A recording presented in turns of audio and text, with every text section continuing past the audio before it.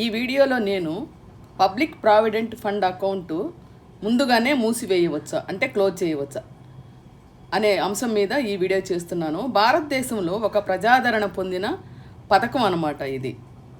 PPF account అనేది ఏ సందర్భాల్లో close చేయవచ్చు, ఏ విధంగా క్లోజ్ చేయవచ్చు, అసలు ఈ పబ్లిక్ ప్రావిడెంట్ ఫండ్ అంటే ఏంటి, దీనికి ఎన్ని సంవత్సరాల లాకిన్ పీరియడ్ ఉంటుంది, ఈ అకౌంట్స్ని ఇంకా మనం పొడిగించుకోవచ్చా అనే అంశం మీద ఈ వీడియో చేస్తున్నాను.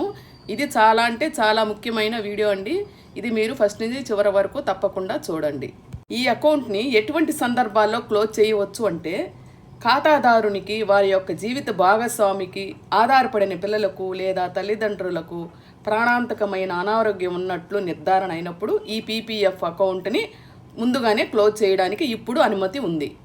అంతేకాదండి, వారి యొక్క పిల్లల విద్యా ఖర్చులు లేదా నివాస హోదాలో మార్పు వంటివి ఈ పరిస్థితుల్లో కూడా మనము ముందుగానే ఈ పీపీఎఫ్ అకౌంట్ని క్లోజ్ చేసుకోవచ్చు. ముఖ్యంగా మీరు ఆ యొక్క గడువుకు ముందే ఖాతాను మూసివేయమని అభ్యర్థించే ముందు ఆ ఖాతా కనీసం 5 సంవత్సరాల పాటు యాక్టివ్గా ఉండాలండి.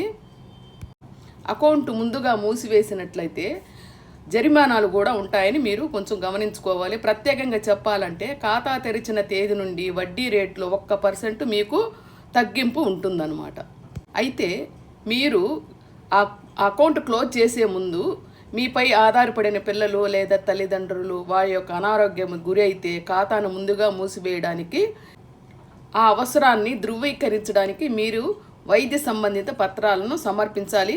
అదే ఎడ్యుకేషన్కి అయితే కనుక మీరు ఆ యొక్క కాలేజీ నుంచి నిర్ధారణ పత్రము మరియు ఫీజు వివరాలు అన్నీ కూడా మీరు అందించాల్సి ఉంటుంది. అంతేకాకుండా ఖాతాదారుని నివాస హోదా మారినట్లయితే అటువంటి పరిస్థితుల్లో ఖాతాను ముందుగానే మూసివేయడానికి అనుమతి ఉంటుంది. ధృవీకరణ కోసం దీనికి ధృవీకరణ కోసం పాస్పోర్టు, వీసా లేదా నివాస హోదా లేదని తెలిపే రుజువు వంటి పత్రాలు కూడా మీరు సమర్పించాల్సి ఉంటుంది.